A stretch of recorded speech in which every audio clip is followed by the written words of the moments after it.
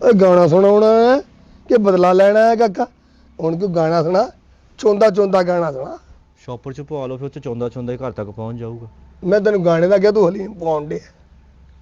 ਚਿੱਟੀ ਬਦਲੀ ਚੜੀ ਸਮਾਨੀ ਕਾਲਾ ਤਿੱਤਰ ਬੋਲਿਆ, ਹਾਏ। ਚਿੱਟੀ ਬਦਲੀ ਚੜੀ ਸਮਾਨੀ ਕਾਲਾ ਤਿੱਤਰ ਬੋਲਿਆ। हाँ। ਨਾ ਘਰ ਆਇਆ ਦਿਲ ਦਾ ਜਾਨੀ, ਨਾ ਘਰ ਆਇਆ ਦਿਲ ਦਾ ਜਾਨੀ, ਨਾ ਮੈਂ ਦੁੱਖ ਸੁੱਖ ਫੋਲਿਆ ਨੀ, ਦਿਨ ਬਹੁਤੇ ਹੋਏ हाय ਹਾਏ ਨੀ, ਦਿਨ ਹਾਏ ਬਹੁਤੇ ਹਾਏ। ਹੋਏ।